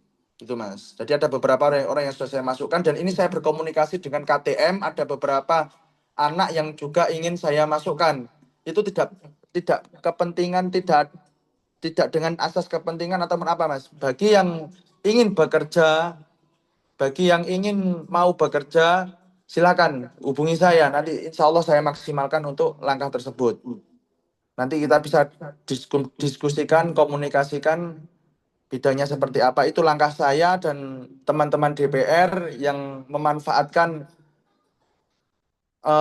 pabrik-pabrik ataupun perusahaan yang sudah ada di Kabupaten Lamongan. Untuk 2027 insya Allah bisa memasukkan 10-15 perusahaan lagi yang bisa memanfaatkan para pekerja-pekerja di masing-masing wilayah itu dan bisa mengurangi tingkat pengangguran itu. Jadi kita juga dituntut untuk selain untuk meningkatkan PAD dan juga kita dituntut untuk mengurangi angka pengangguran yang ada di Kabupaten Lamongan gitu.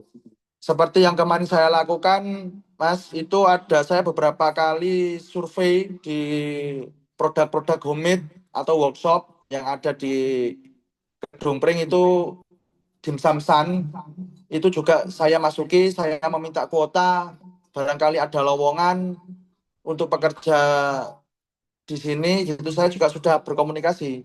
Saya sudah berupaya. Ada beberapa kemarin yang saya masukkan, dari 5 masuk 1 Mas. Ya mohon maaf karena full juga di sana. Di dimsum-san itu full. Jadi ada 5 orang yang meminta tolong, tapi yang masuk juga masih 1. Itu Mas. Itu yang langkah yang saya dan teman-teman saya DPR lain kita lakukan. Kita menggait investor dan juga kita melakukan audiensi, melakukan tindakan-tindakan survei, melakukan tindakan-tindakan sidak di beberapa perusahaan yang ada di Kabupaten Lamongan. Karena banyaknya perusahaan di Kabupaten Lamongan itu Mas, saya paparkan juga, tidak semua pabrik yang ada di Kabupaten Lamongan ini membantu PAD Kabupaten Lamongan.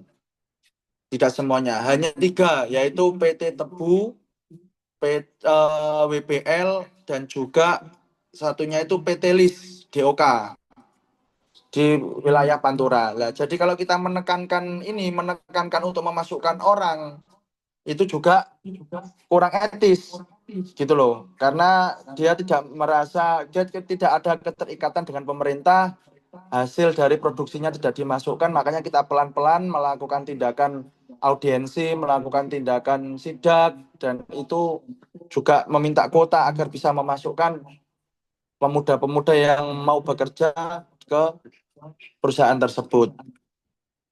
Karena kembali lagi ke payung hukum Mas, karena perusahaan itu tidak sepenuhnya itu bisa memberikan hasil produksinya itu ke daerah karena tidak ada tuntutan seperti itu. Gitu Mas Arif. Mas siapa namanya? Mas Fikri. Mohon maaf. Itu pemerintah Kabupaten Lamongan yang langkah untuk mengurangi angka pengangguran di Kabupaten Lamongan. Terima kasih. Barangkali ada yang bertanya. Monggo kawan-kawan, barangkali ada yang mau ditanyakan lagi. Oh ya, kepada Nafa ya. Oke, kepada Nafa silakan open mic, dipersilakan. Terima kasih atas kesempatannya. Saya ingin bertanya kepada Bapak Muhammad Ali Badri sih, Mbak. Era digital membawa tantangan baru bagi perlindungan HAM, terutama terkait dengan privasi, kebebasan berpendapat, dan keamanan data pribadi. Namun nyatanya saat ada pelanggaran HAM yang terjadi dan korban melapor ke pihak berwenang, terkadang kurangnya tindak lanjut dari pihak berwenang yang akhirnya membuat korban bersuara di media sosial. Namun, masih banyak korban HAM yang tidak mengetahui sampai mana batasan-batasan dalam menggunakan hak kebebasan berekspresi atau menyampaikan pendapat. Kemudian rasa takut dan khawatir saat ingin menyampaikan kasus pelanggaran HAM di media sosial membuat para pelanggar HAM, terkhusus pelanggar HAM yang memiliki kekuasaan tertentu, malah bisa berbalik menyerang korban karena pelanggaran Undang-Undang ITE saat korban bersuara. Pertanyaan saya, bagaimana cara negara seharusnya melindungi hak asasi manusia di media sosial? Dan bagaimana masyarakat menyeimbangkan kebebasan berekspresi dengan resiko menyebarkan kebencian atau informasi yang menyesatkan? Terima kasih. Wassalamualaikum warahmatullahi wabarakatuh. Terima kasih, sahabat Nafa. Monggo kepada sahabat Ali Badri, kami persilakan.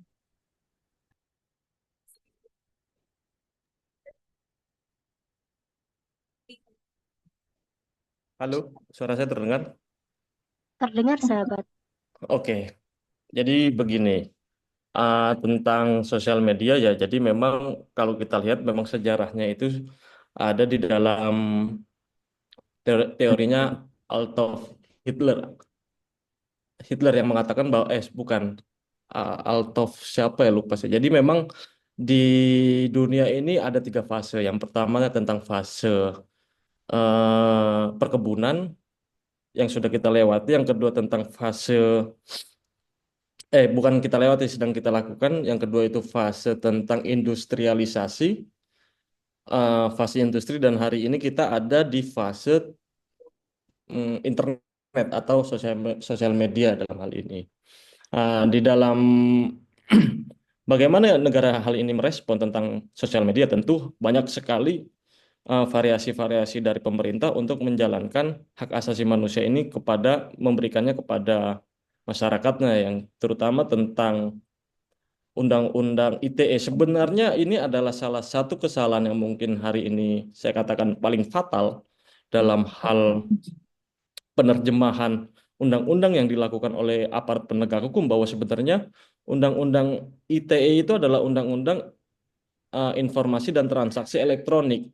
Kalau kita baca secara gamblang di dalam naskah akademiknya, itu sebenarnya undang-undang itu untuk melindungi transaksi-transaksi yang sebenarnya ilegal yang dilakukan oleh para scam melalui jaringan internet. Nah, mungkin bisa sahabat-sahabat bedah itu tentang naskah akademik yang ada di Undang-Undang ITE. Tapi dalam hal ini yang sering dilakukan, yang sering digunakan oleh masyarakat dalam sosial media itu adalah Undang-Undang ITE. Jadi ini mungkin menurut saya hal yang paling fatal, karena memang negara ini sebagai negara hukum, tentu hal yang paling utama adalah tentang bagaimana merevisinya.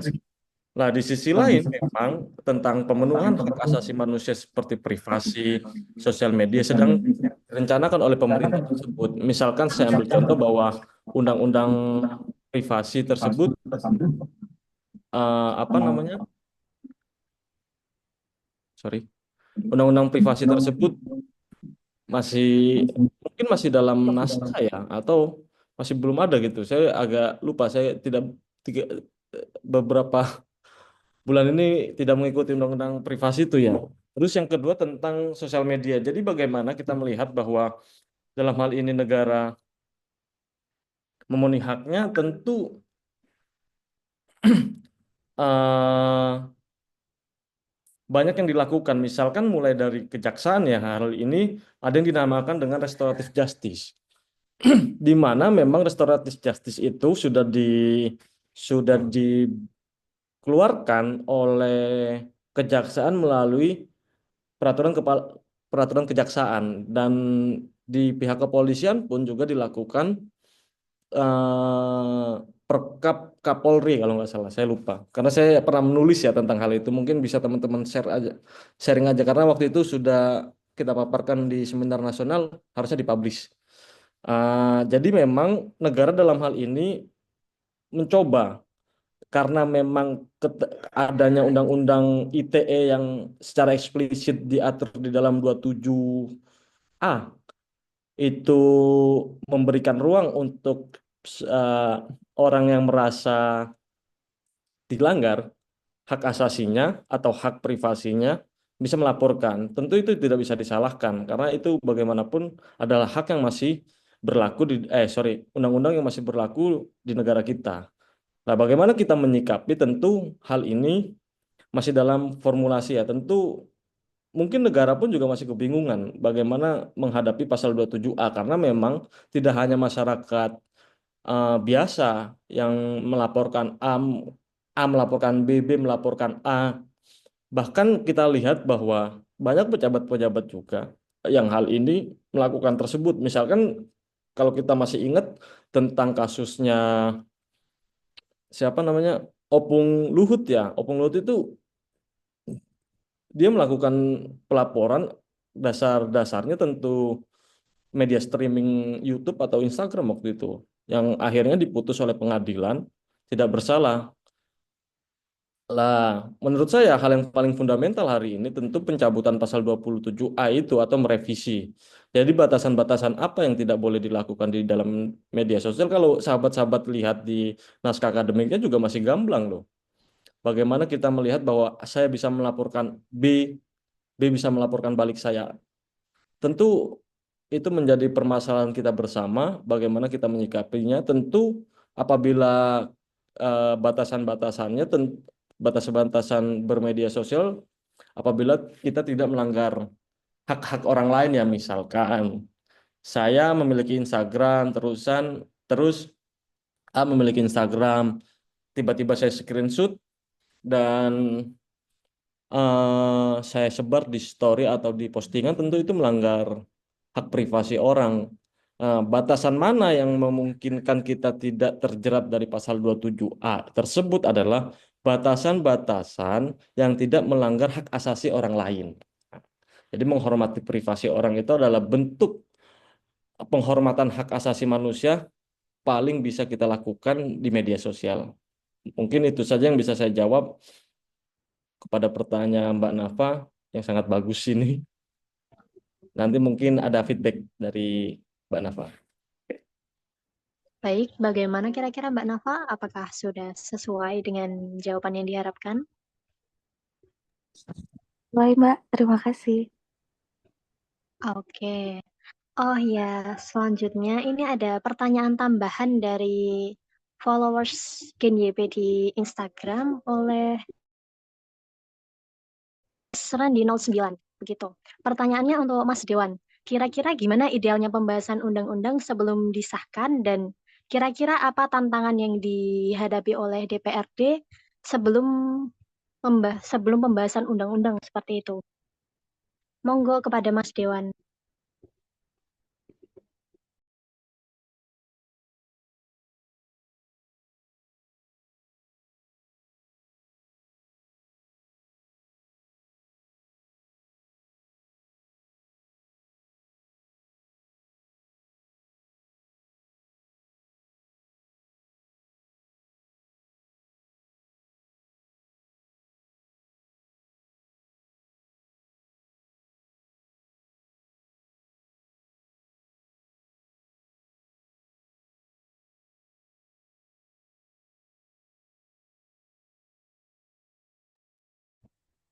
Halo, apakah suara saya terdengar?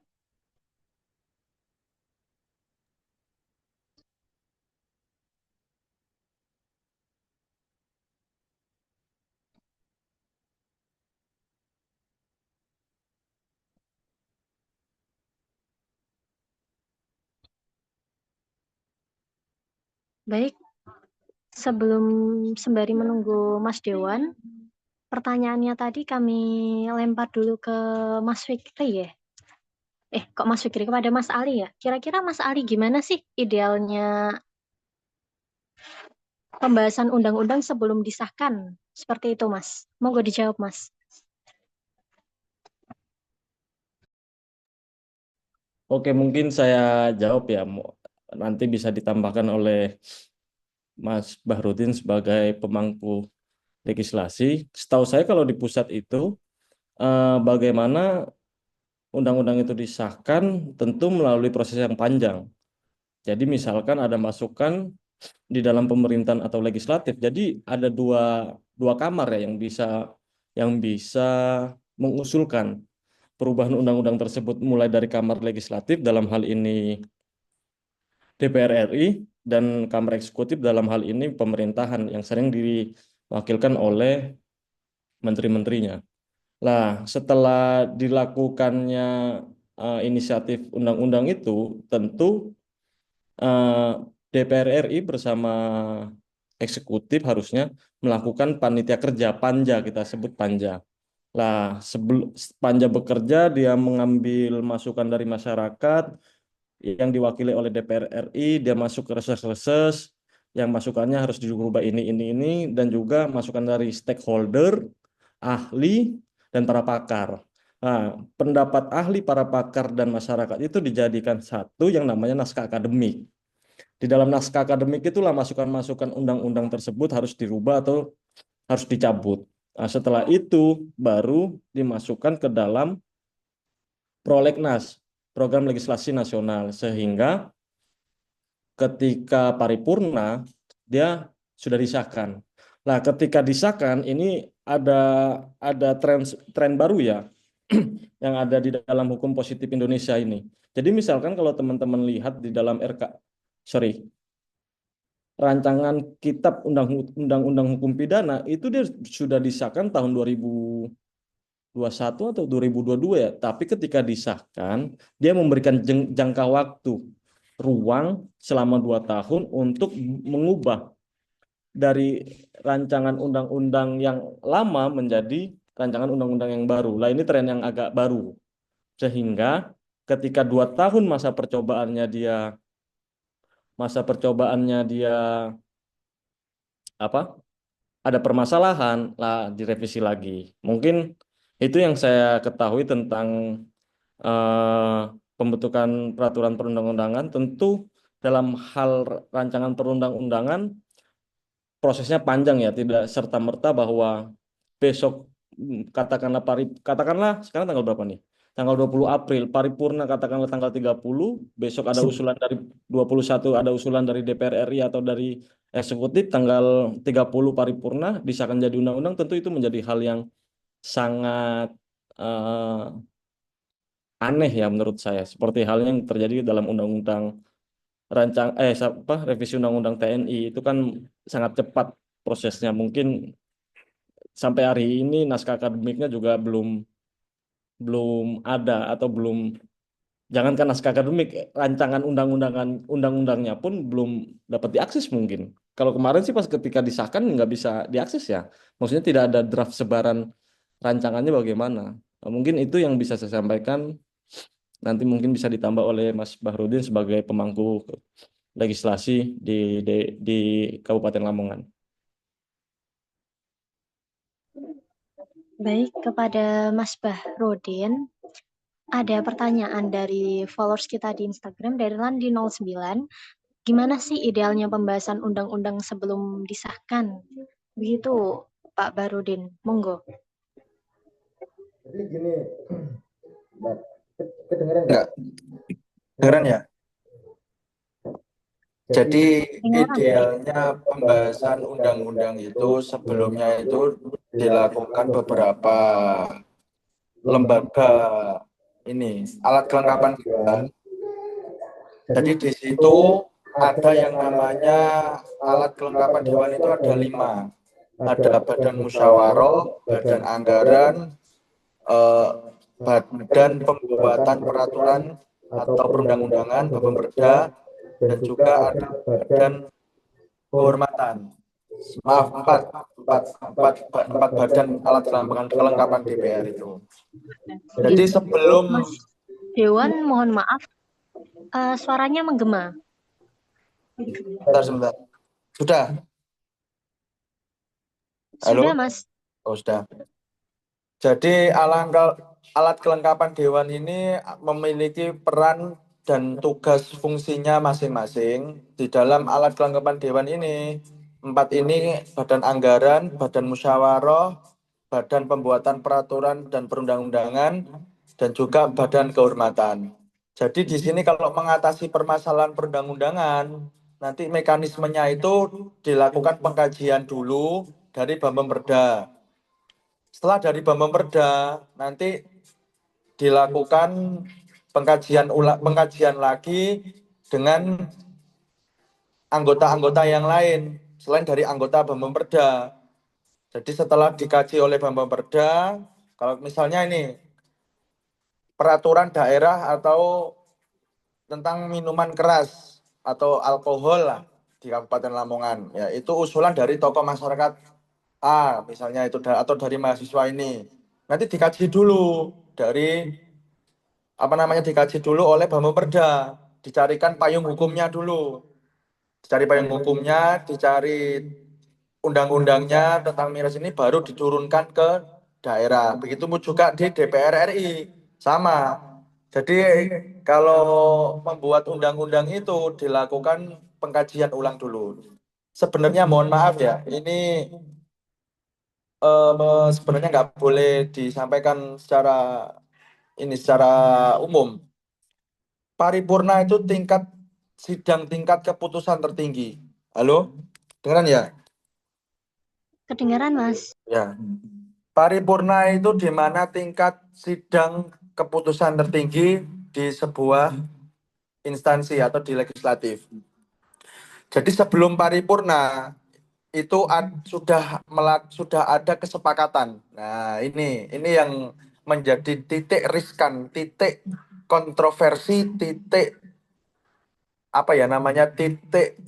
garis kontroversial, garis kritisnya ini di sini. Setelah dikaji oleh Bapemperda, itu sebenarnya sudah ada kesepakatan di situ. Nah, ini. Jadi di situ sudah ada kesepakatan, lalu dilakukan ke paripurna, dibawa ke paripurna, itu hanya formalitas. Nah, itu loh. Jadi sebenarnya sudah ada kesepakatan. Kalau sebelum paripurna itu seharusnya draft itu sudah keluar seperti yang disampaikan oleh Mas Sekjen tadi. Sebelum paripurna itu sebenarnya draft itu sudah keluar, sudah boleh diminta, gitu loh, sudah boleh dikeluarkan, sudah sah, karena menurut Undang-Undang tahun 2014 tentang alat kelengkapan DPR, alat kelengkapan lembaga negara itu sebenarnya sudah sah, sudah boleh sebelum paripurna. Baru nanti diflorkan, disidangkan, disepakati itu pada saat paripurna. Nah, gitu. Itu mekanisme penetapan perundang-undangan yang ada di Indonesia. Jadi sebelum diparipurnakan itu sebenarnya draft itu sudah selesai, gitu loh. Tapi nggak semua orang tahu. Tapi mohon maaf, tapi jangan di-share ya ini. Ini untuk konsumsi kita aja. Jadi sebelum ke paripurna itu sebenarnya sudah ada, draft itu sudah ada, gitu loh. Baru nanti diparipurnakan.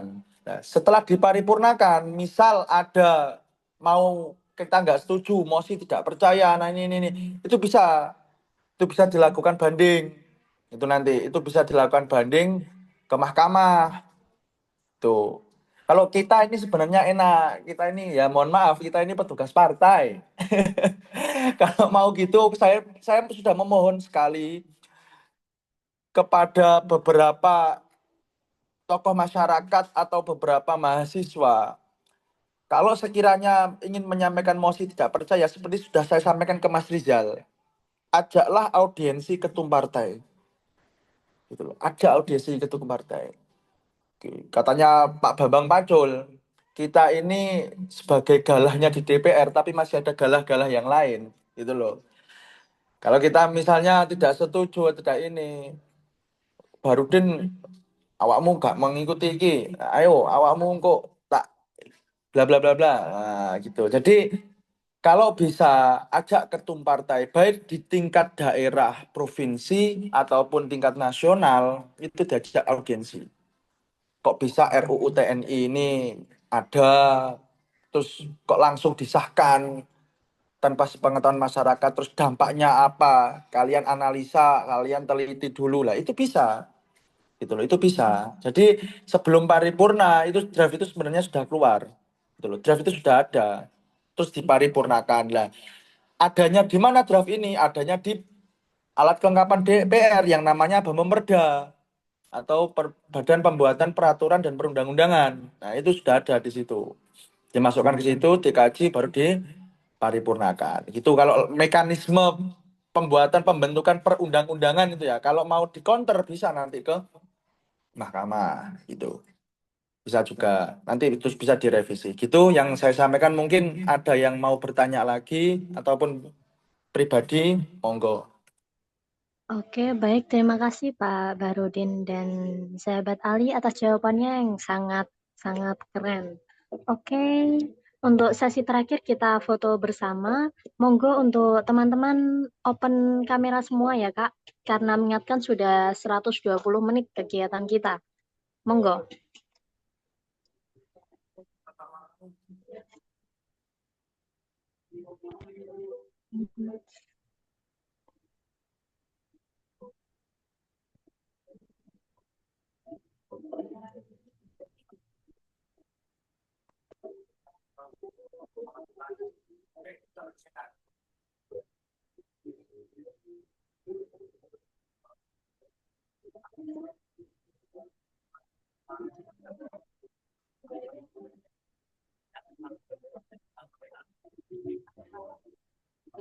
Oke, baik kawan-kawan.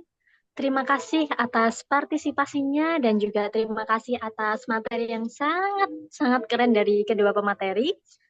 Sampai jumpa di program Genyut Progresif berikutnya. Wassalamualaikum warahmatullahi wabarakatuh. Waalaikumsalam. Terima kasih Mas Rizal, Mas Sekjen. Sehat selalu. Sehat selalu Pak Dewan. Terima Panjang kasih. umur perjuangan Pak Dewan. Iya, Mas. Izin keluar dulu, Mas. Iya, Ali. Mas. Makasih, Siap. makasih. Siapa Sekjen?